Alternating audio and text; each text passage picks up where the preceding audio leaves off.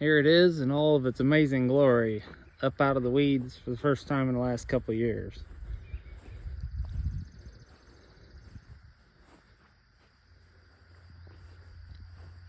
I've got another fender, don't ask.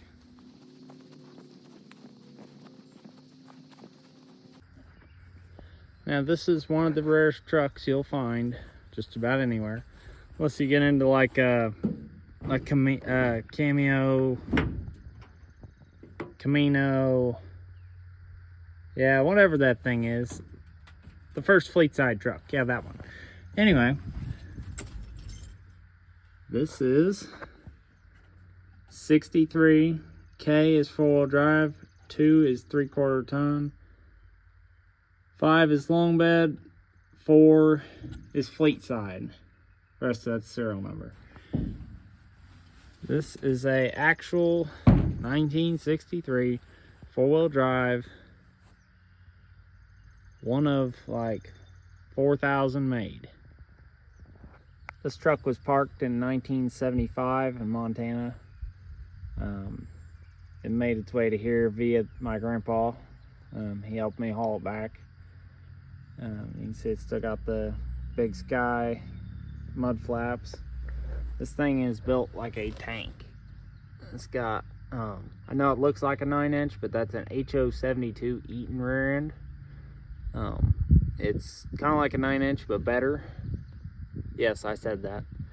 You see it has factory 6-inch lift blocks in it. On basically 2-wheel drive for your springs. That's basically how they built these. You can see it's a later 63 4-wheel drive, or a late style. It's not actually a later one. We'll get to that in a second.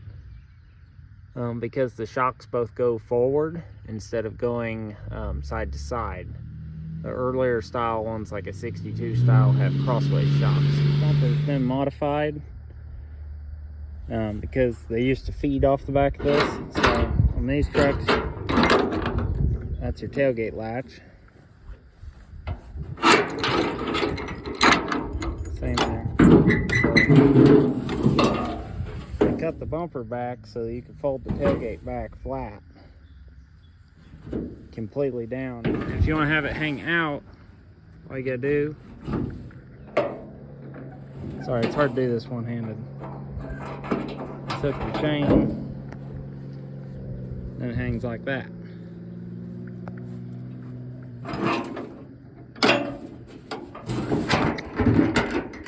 I always do like that so they can't fall going down the road, something like that. Anyway, this bed's pretty well shot, but it was the best thing I could find to put on it because I didn't have a bed for it. This door's not too bad. It's got a big dent in it right there. Fixable, but it's not rusted out. I mean, this truck's phenomenally not rusty for one of these trucks. You know, the cab, you can see the cab's like amazing. Like inner fenders, all that is perfect. There's no rot in this thing. That's what a truck looks like. It's been off the road for 40 years and stored in a dry environment like Montana. Originally the truck had 17-inch 3-piece split ring rims. It was on like a 750-17. When I got it, it had old Co-op mud grips. You see, there's the other matching plate. We got a 44 in the front, Dana 44, closed knuckle, 4-wheel drum brakes. You can see kind of whole setup there. See, it's still got the single exhaust on it. When I got it, it still had the 283 in it. It was a factory V8 truck. The motor was pretty well cooked. The truck had been wrecked, but I think the motor was hurt before the wreck. I think that's why they chose to park it. The bed had a huge dent right here when I got it. It was just, the bed is destroyed. The cross members all were bent. There was nothing left of the bed. The bed was full Bondo in the first place. You can see the dent there in the cab corner. Fixable. I mean, anytime you can see, I mean, look at that. There's like no rust there. I mean, obviously it is rust, but this is solid all the way up in here. You know, it's got rockers. I mean, These trucks just don't arrive this solid. And then you got that big dent in the cab. Something got dropped on it. What I was told was they used this truck to haul a 500-gallon water tank and a pump for watering cows. And you can tell it's definitely had its fair share of destruction.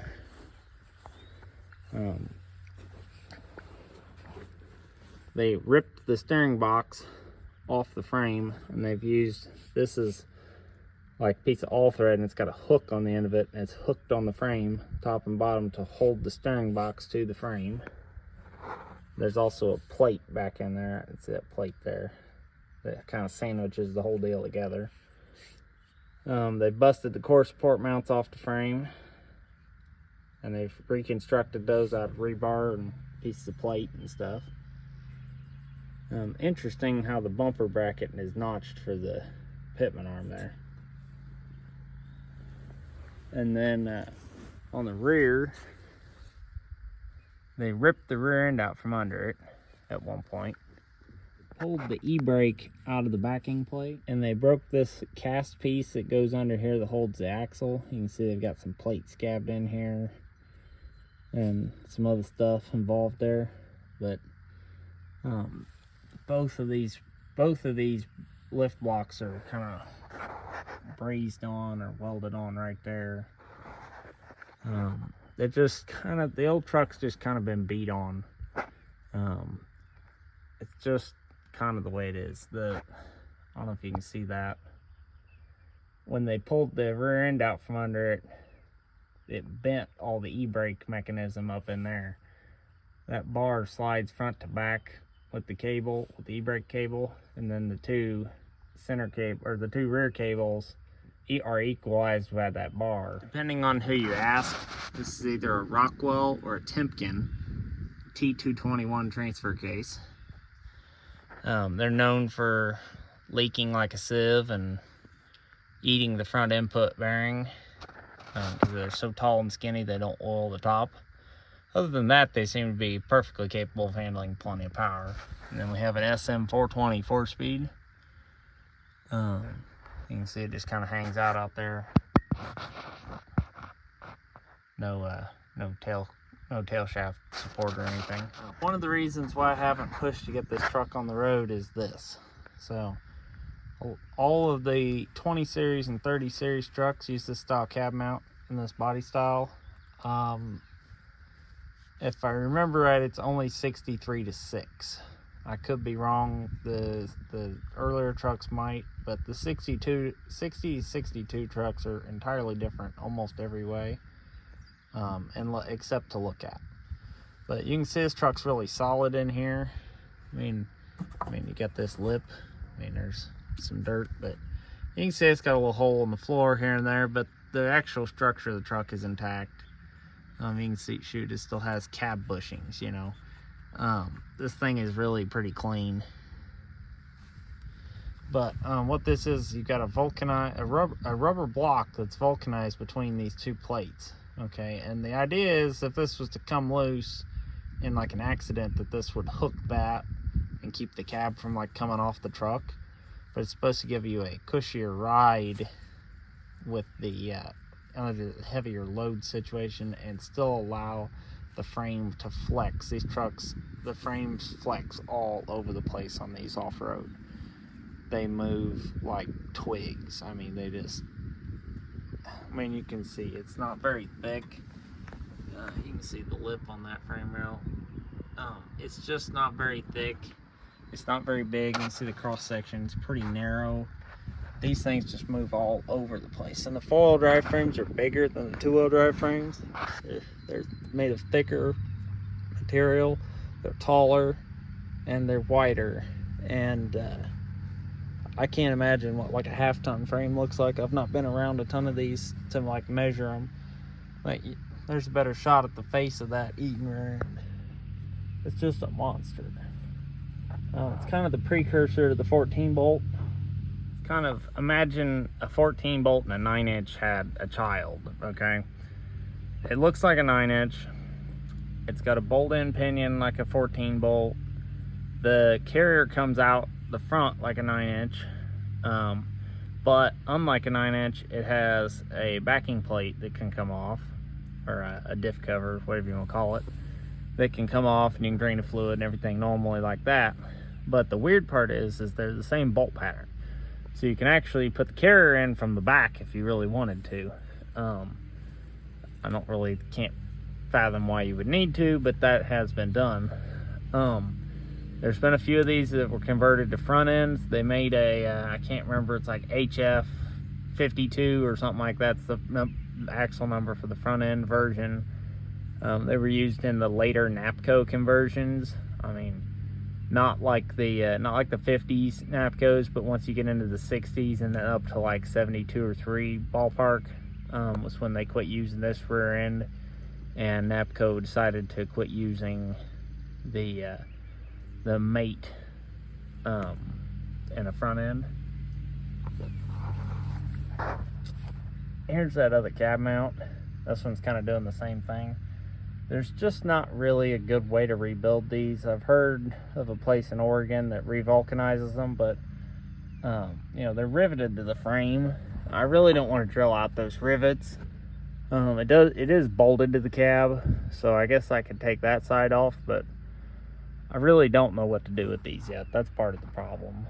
You can see that side of the cab mount's a little more tore up, but you know, this side of the floor is a little more rotten, but it's still structurally, the truck's here.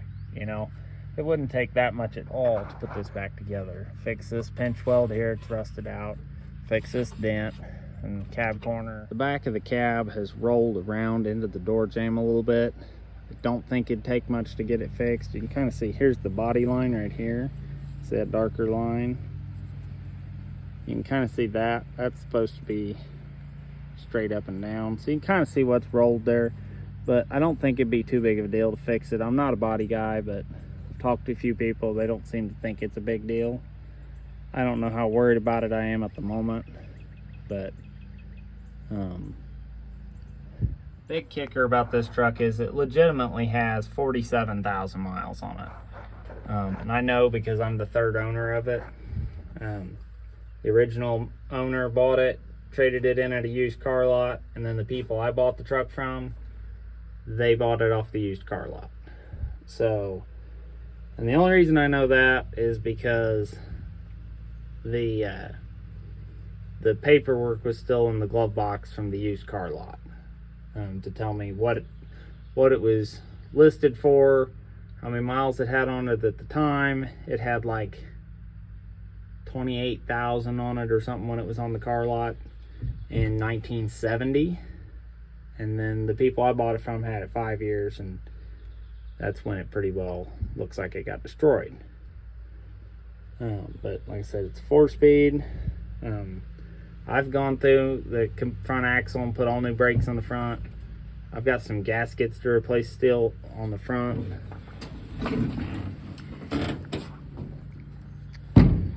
Went through the lockouts, the wheel bearings, pretty much everything. I got to do the felt wipers still for the ball and socket, the closed knuckle front end.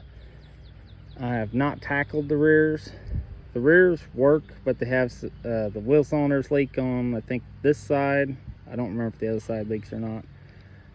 So it's got to come apart to be sealed up. Obviously probably needs wheel seals, and you know, look over the bearings while we're there. The front wasn't in too bad a shape, but it had some water in it at one time, so they had a little pitting, so we changed them. One of the bigger problems with this truck is this but this drag link here. Well, that's the other end. Hang on. Right here. See that movement? So this is a non-adjustable pitman arm, okay? Oh, that looks better. This is a non-adjustable pitman arm. These are no longer available, at least for the 4-wheel drives. Currently, the pitman arm is not available either, and you can't get it out of this thing. We've tried just about everything but torching it. That's going to be the next step. That's why there's no nut on it. I was hoping driving around the yard it would just loosen up and pop off there. I didn't have any luck with that though. Here's part of the reason why I know it's such low miles. This is the original GM spiral shocks. You do not see these very often. Just one of those, you know, little tidbits that really proves a truck's age, you know. But yeah, so impossible to find steering components. Limit this truck greatly in my ability to put it on the road. I would love to daily this truck, but another factor in that is it has 456 gears. So, you know, top speed of 45, 50 if you're lucky. I would like to put 35s on it, but I want to stick with a narrow tire. I don't want to go real wide. These things look just really tough with a good narrow tall tire on them. But you know, another thing this truck needs is it needs a windshield. It's got a big crack in it. These windshields, last time I priced one was pre-COVID and they were about $900 then. So you know, I have no idea what it costs now, and that's to have one installed. I'm sure I could find one cheaper if I wanted to put it in myself, but that's such a huge piece of glass. I'm not sure I'm up for that. I've put 2 windshields in, and they were not nearly this complicated. I really don't want to break that windshield. So anyway, you can see there's where it came from. New, Gem City Motor Company in Sydney, Montana. That's where it was sold new. But anyway, I just thought you guys might want to take a look at it. I said it's a pretty rare truck. They didn't make very many 4-wheel drives at all in this body style. They made 4,000 to 5,000 per year from what the figures I've seen. I know of about 4 trucks like this one in this color. It wasn't originally orange. Originally it was cardinal red. I can show you the paint code on the trim tag. So you can see it's listed as 7,600 pound truck, which is the top GVW, 127 inch wheelbase, standard trim, and paint code is RPO 544J. Yeah, originally it was cardinal red. I think the used car lot sprayed the orange on it to try to spruce it up a little bit. You can see where they kind of sanded it down to primer and shot it again in a few spots. If you don't have the bed on it, there's still cardinal red down there where you can see it.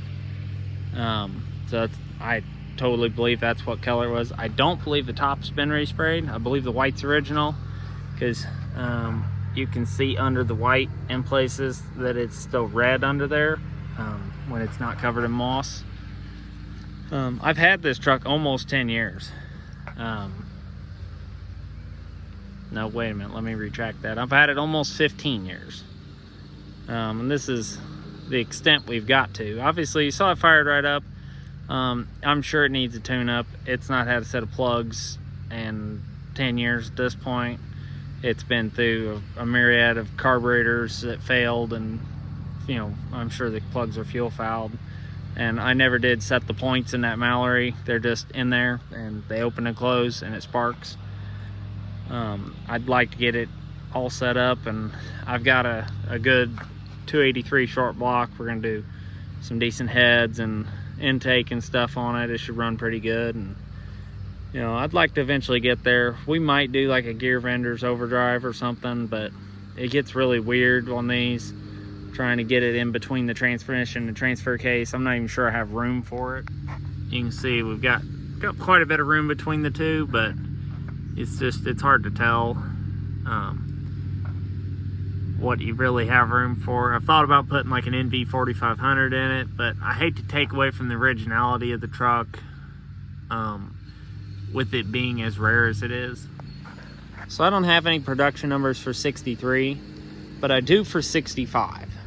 And 65's numbers show about 5,600 4-wheel drives made. So I think, you know, roughly somewhere around 5, maybe less, were made for 63 would be my guess anyway.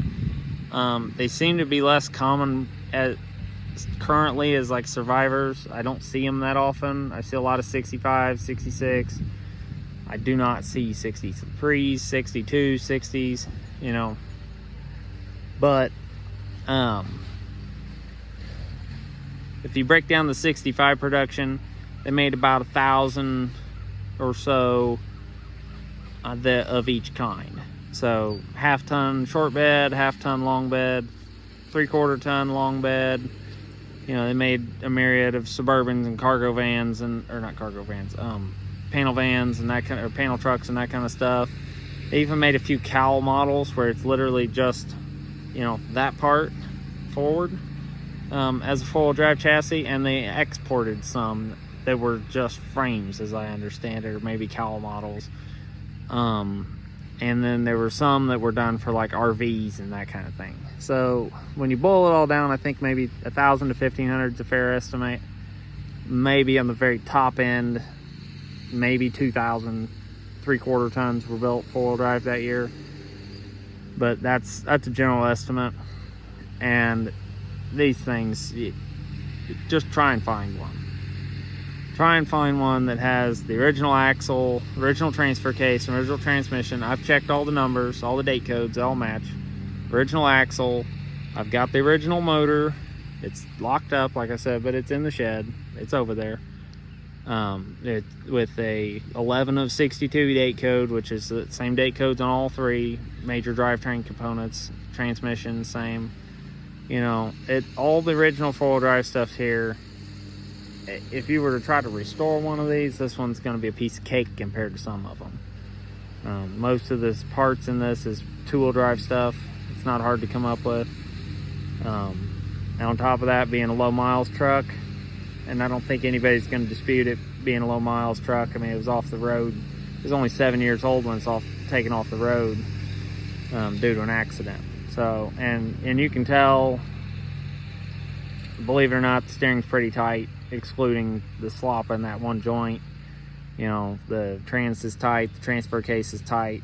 Nothing really is a problem in it. You know, the steering column bushings are tight in it. You just name it, and it's pretty obvious what it is. I think it represents itself well. But you guys tell me what you think of it. Tell me what I think I should do with it. I'm gonna be on the lookout for another parts truck, maybe find a better bed. That fender, you don't even want to know what that fender looks like on the inside. It's booger welded together in like 15 places. The other fender's the same way. You can kind of see how rotten it is down in the corner there.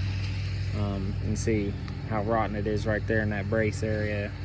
I literally just put that fender on it just to show that it had a fender.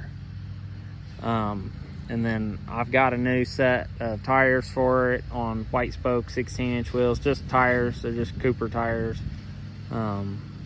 Just driver tires. They're obviously not what I want to put on it permanently. I'd like to put something like a Coker or something on it, but I've not found what I want size and shape wise yet. So I'm gonna keep looking. I'd love to find a set of new old stock co-ops, to put back on it like it had when I got it. It looked sick with the tires that were on it. I mean, just like a time machine.